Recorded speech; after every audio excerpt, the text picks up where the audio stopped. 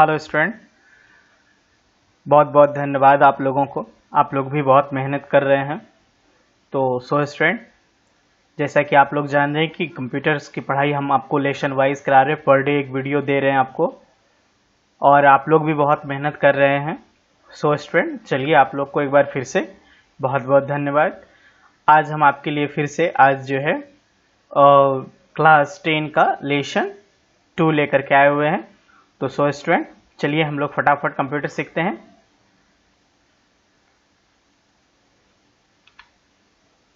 Student, आपको हम बताना चाहेंगे, एक बार फिर से रिपीट कर देते हैं कि जैसा कि आप जानते हैं कि हमारा computeredu.kundan ये हमारा कंप्यूटर चैनल है। आपको ये भी पता है कि हम आपके लिए लेसन वाइज कंप्यूटर ला रहे हैं और फटाफट कंप्यूटर हम आपको सिखा रहे हैं। स्टूडेंट, आप देख रहे हैं YouTube free basic computer classes, जो आपको कंप्यूटर्स का नॉलेज हम वो भी फ्री ऑफ कॉस्ट दे रहे हैं। तो चलिए कंप्यूटर गुरु कुंदन कुमार के साथ आज का लेसन शुरू करते हैं। स्टूडेंट, आज जो है हम लेकर के आए हुए हैं आपके लिए टॉपिक मेमोरी सिस्टम। स्टूडेंट, इसको आप लास्ट तक वीडियो देख के जाइए और नॉलेज गेन कीजिए। स्टूडेंट, जैसा कि आप पढ़ चुके हैं, कंप्यूटर में एक मेमोरी यूनिट होती है।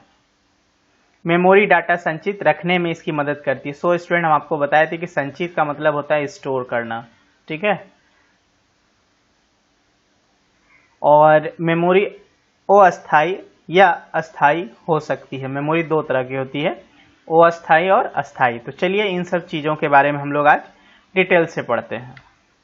जिस प्रकार हम अनेक चीज़ें याद रखते हैं। स्टूडेंट, आपको कोई भी चीज़ें याद रखनी हो या आपको कोई टीचर या मम्मी पापा कुछ देते हैं कि चलो ये सामान वहाँ जाके रख दो, फिर दूसरे तीसरे दिन वो मांगते हैं, तो आप याद रखते हैं ना, तभी तो वहाँ से आप निकाल के फिर से वापस देते हैं। तो स्टूडेंट, आप जिस तरीके से चीज़ों को याद रखते हैं, उसी प्रकार कंप्यूटर भी अपनी मेमोरी में बहुत सारा डाटा संचित करके रख सकता है, बहुत सारा। इसकी जो स्टोरेज कैपेसिटी है आज देखा जाए तो जेटाबाइट तक आ चुकी है। स्टूडेंट, और विशेष रूप से हम आपको ये भी बताना चाहेंगे, स्टूडेंट जो भी डाउट हो 6200390793 पे कॉल भी कर सकते हैं, ये हमारा व्हाट्सअप नंबर भी है, ठीक है। स्टूडेंट, आइए इन सभी चीज़ों पे हम लोग विचार करते हैं, थोड़ा फोकस डालते हैं। सुनिएगा, विचार कीजिए, यदि हमें एक बार में 100 प्रश्न हल करके उन्हें क्रमवार याद रखने को कहा जाए तो क्या होगा? आगे पीछे हो जाएगा, है ना। यह बहुत ही मुश्किल कार्य है स्टूडेंट। क्रमबद्ध सिक्वेंसली आपको 1 से लेकर के 100 तक कोई भी चीजें एक क्वेश्चन प्रश्न याद रखने को कहेगा तो वो आगे पीछे हो सकता है, यह याद नहीं भी हो सकता है। बहुत सारी समस्याएं हैं। हमें याद रखने के लिए कागज पेंसिल की मदद लेनी पड़ती है, यस, ताकि आवश्यकता अनुसार हम अपनी समय सारणी शक्ति है ना का प्रयोग कर सके। स्मरण शक्ति का हम लोग क्या करते हैं? प्रयोग करते हैं।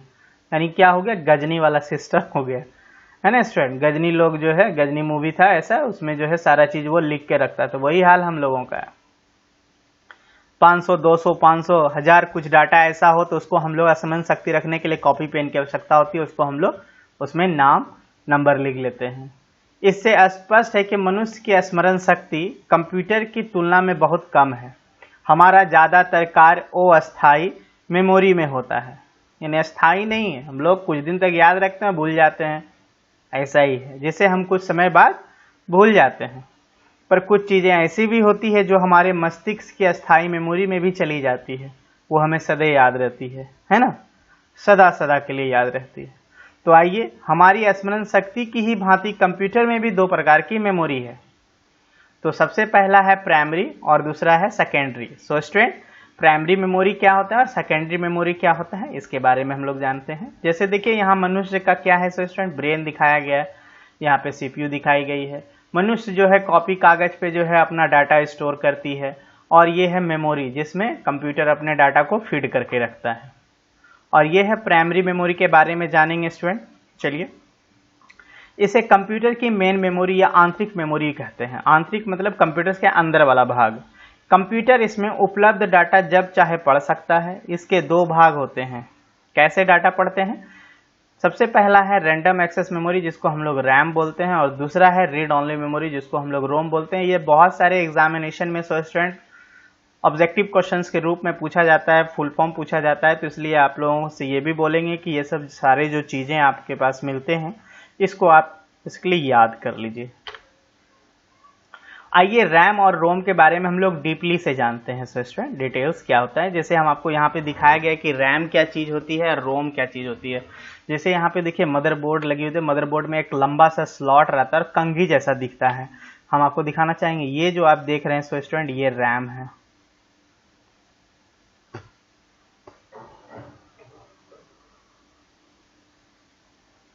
ये रैम का फिगर, इसको राम मत पढ़िएगा स्टूडेंट, ये रैम है,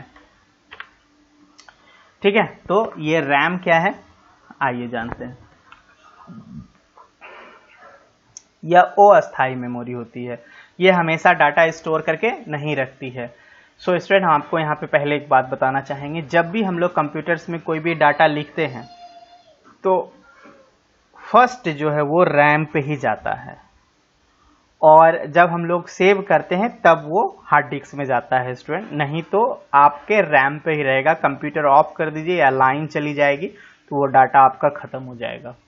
समझ गए स्टूडेंट? इसलिए आप जब भी कंप्यूटर्स में किसी भी डाटा एंट्री ऑपरेटर को देखे होंगे काम करते हुए एक्सेल वगैरह पे, तो काम करते रहता है और कंट्रोल एस साथ में दबाते चला जाता है, इसलिए क्योंकि उसका डाटा बनते जाए नया और वो उसके बाद कंट्रोल एस करते जाता है कि हमारा जो है सेकेंडरी मेमोरी में डाटा सेव हो जाए।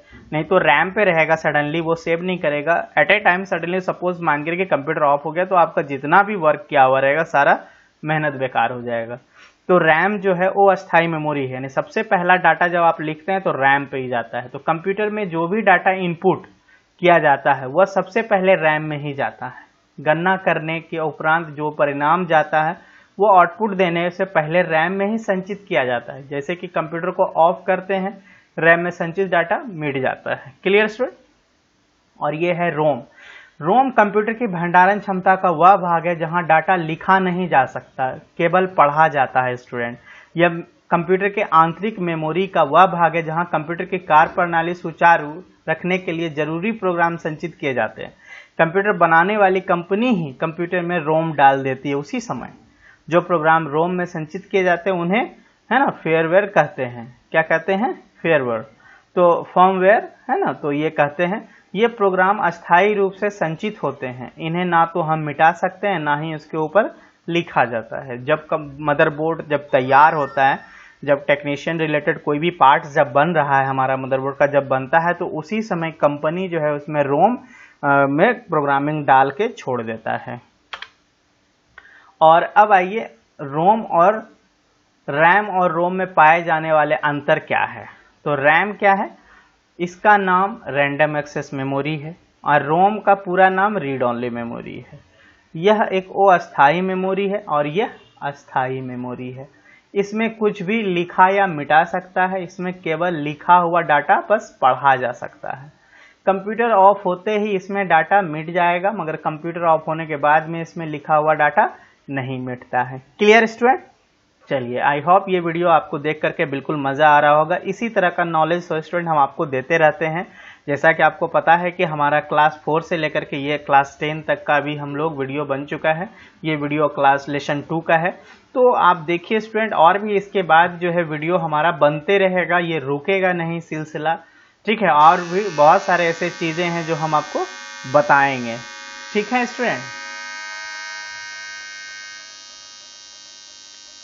तो चलिए स्टूडेंट, यह कंप्यूटर की बाह्य यानी एक्सटर्नल मेमोरी होती है। इसे मेमोरी का प्रयोग लिखने, पढ़ने और सूचनाओं व दस्तावेजों का लंबे समय तक संचित रखने में किया जाता है। यदि हम मेमोरी ना हो तो कंप्यूटर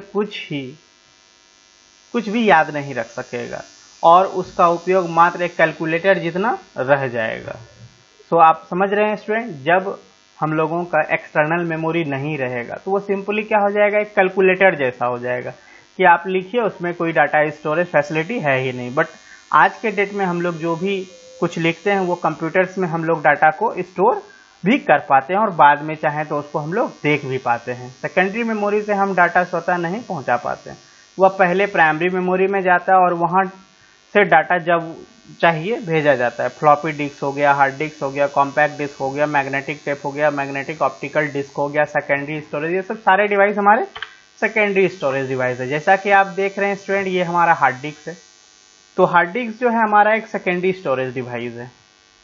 हार्ड डिस्क एक ठोस गोल डिस्क होती है, यह एक चुंबकीय पदार्थ से बनी होती है और यह एक कवर के भीतर सुरक्षित रहती है।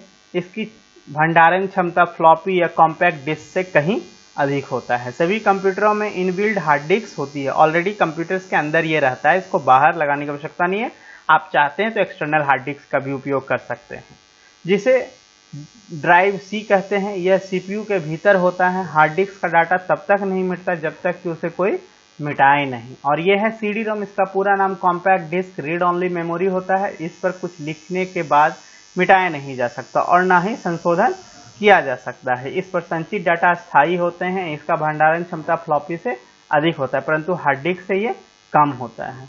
और ये है फ्लॉपी स्टूडेंट। फ्लॉपी डिस्क में एक पतली प्लास्टिक की जैकेट होती है जिसके ऊपर चुंबकीय पदार्थ की परत चढ़ी होती है। बाह्य प्लास्टिक कवर इसे सुरक्षित रखता है। एक कंप्यूटर से दूसरे कंप्यूटर डाटा भेजने के लिए सुविधाजनक डिस्क है, क्योंकि इन पर डाटा लिखना, मिटाना, संचित करना आसान होता है। और एक बात बताना चाहेंगे स्टूडेंट, ये आज के डेट के में ये इसका यूज अब नहीं होता है। पेन ड्राइव बहुत ही ज़्यादा फेमस हो गया है। तो कंप्यूटर सिस्टम की मेमोरी किस तरह से है ये जानिए। कंप्यूटर मेमोरी एक प्राइमरी होता है और दूसरा सेकेंडरी। और प्राइमरी में यानी आंतरिक मेमोरी और ये बाह्य मेमोरी। तो प्राइमरी मेमोरी में रैम होता है और रोम, और बाह्य मेमोरी में ये सब सारा hard disk, computer disk, floppy disk, optical disc. तो सो स्टूडेंट इसका फ्लो आप चार्ट बना ले, ठीक है। चार्ट बना करके इसको याद कीजिए, ठीक है, अपने कॉपी में नोट करेंगे। और यह है कंप्यूटर मेमोरी की इकाई जो आपको बिल्कुल याद रखना ही है। जैसे कि आप जानते हैं कि कंप्यूटर एक इलेक्ट्रॉनिक मशीन है, यह वही कार्य कर सकता है जिसके निर्देश इसे दिए गए हो। इन निर्देशों के समूह को प्रोग्राम कहते हैं। कंप्यूटर हमारी भाषा नहीं समझ सकता, इसलिए कंप्यूटर को उसकी भाषा में ही निर्देश दिए जाते हैं ताकि उन्हें समझ सके। इलेक्ट्रॉनिक मशीन होने के कारण कंप्यूटर केवल एक ही भाषा को समझता है और वह है विद्युत तरंगे यानी इलेक्ट्रिक करंट। कंप्यूटर क्या समझता है? इलेक्ट्रिक करंट की भाषा। विद्युत तरंगों का बहना यानी बहना कंप्यूटर का अनुभव कर सकता है, इसलिए विद्युत तरंगों की उपस्थिति जो है क्रमवश वह 1 और 0 है, क्योंकि कंप्यूटर प्लस और माइनस से ही ऑन ऑफ होता है। तो प्लस का माइनस आपको जैसा पता होगा कि 1 है और 0 है, तो 1 और 0 इसी से कंप्यूटर की संख्या दर्शाया जाता है। यह कंप्यूटर की भाषा होती है 1 और 0 की भाषा को बाइनरी नंबर यानी बाइनरी लैंग्वेज कहते हैं। सभी अक्षरों और संख्याओं को इन्हीं दो संख्याओं द्वारा प्रदर्शित किया जाता है। कंप्यूटर्स आज भी हम लोग डाटा को जैसे भी समझे, मगर कंप्यूटर्स के अंदर आज भी जो डाटा हम लोग फीड करते हैं उसको कंप्यूटर्स 0 और नंबर में ही 0 और 1 के ही नंबर में फॉर्म करती है कैलकुलेशन। प्रत्येक 1 और 0 एक बीट होते हैं। इन बीट कंप्यूटर की सबसे छोटी इकाई है। और बाइट्स क्या होता है? किन्हीं भी 8 बिट्स जैसे 0 1 1 0 1 1 0 को मिलाकर एक बाइट बनती है। किसी भी एक कैरेक्टर को संचित करने के लिए कंप्यूटर एक बाइट की जगह लेती है। जैसे आप मान के रखिए कि एप्पल लिखते हैं, तो एप्पल में कितना है आपके कैरेक्टर? 1 2 3 4 5, तो ये 5 बाइट हो गया। क्या हो गया? इससे 5 बाइट हो गया, ठीक है। तो A to Z 0 से 9 तक की संख्या अन्य किसी भी चिन्ह को इस तरह से हो सकता है। और निबल क्या है? तो 4 बिट मिलकर के एक निबल बनता है, अथवा यह कह सकते हैं कि 2 निबल को मिलाकर एक बाइट बनता है। कंप्यूटर में अत्यधिक भंडारण क्षमता होती है, इसमें काफी डाटा संचित किए जा सकते हैं। सभी कैरेक्टर है ना बाइट्स के रूप में ही कंप्यूटर मेमोरी संचित करते हैं, कैरेक्टर्स के ही रूप में वो बाइट्स फॉलो करते हैं। अधिक डाटा संचित करने के लिए इकाई किलोबाइट्स, मेगाबाइट्स और गीगाबाइट्स हैं। आइए देखते हैं। तो स्टूडेंट आइए, यहाँ पे 4 बाइट्स मिलकर के एक निबल बनता है और 2 निबल मिलके एक बाइट यानी 8 बिट्स तैयार होता है। और 8 बिट्स बराबर 1 बाइट होता है। और 224 बाइट बराबर 1 किलोबाइट, 224 किलोबाइट बराबर 1 मेगाबाइट, 224 मेगाबाइट बराबर 1 गीगाबाइट। और कितना कैरेक्टर है? तो इतना कैरेक्टर है। सो स्टूडेंट, सो एग्जाम्पल में यदि दिखाया गया है कि यदि आपके पास 64 KB मेन मेमोरी है तथा इसका कितना बाइट्स होगा, तो 64 गुना क्या कर दिया? 224। और ये करके सीखिए। तो स्टूडेंट ये आपका होमवर्क है, इसको आप बना करके हमें व्हाट्सअप करेंगे 6200390793 पे, ठीक है। इसका हमें इंतजार रहेगा। चलिए, सो स्टूडेंट ये है आपके मेमोरी बाइट्स, ये सब आपको हम एक बार थोड़ा सा पढ़ के सुना देते हैं। कंप्यूटर में प्राइमरी व सेकेंडरी मेमोरी होती है। रैम और रोम प्राइमरी मेमोरी के भाग होते हैं। Hard disk, CD ROM, floppy disk computer secondary memory होती है। कंप्यूटर के दिए गए निर्देशों को समूह को प्रोग्राम करते हैं। 1 और 0 की भाषा बाइनरी लैंग्वेज कहते हैं। 0 और 1 एक बिट और 8 बिट मिलकर के 4 बिट एक निबल बनता है। सो स्टूडेंट, ये है आपके, ये भी आपके होमवर्क हैं, इसको आपको बना करके हमें 6200390793 नंबर पे आपको व्हाट्सअप करना है। सो स्टूडेंट, आप लोग भी मेहनत कर रहे हैं, बहुत बहुत धन्यवाद। सो स्टूडेंट, इसी तरीके का आपके लिए हम डेली एक नया वीडियो ला रहे हैं। तो आप और भी अच्छे अच्छे वीडियो पाना चाहते हैं तो सो स्टूडेंट, आप हमारे चैनल को सब्सक्राइब कीजिए, लाइक कीजिए, बेल आइकन दबाइए और फिर हम आपके लिए एक अच्छा सा वीडियो लेकर के आएंगे। सो स्टूडेंट, चलिए, धन्यवाद, थैंक यू, बाय।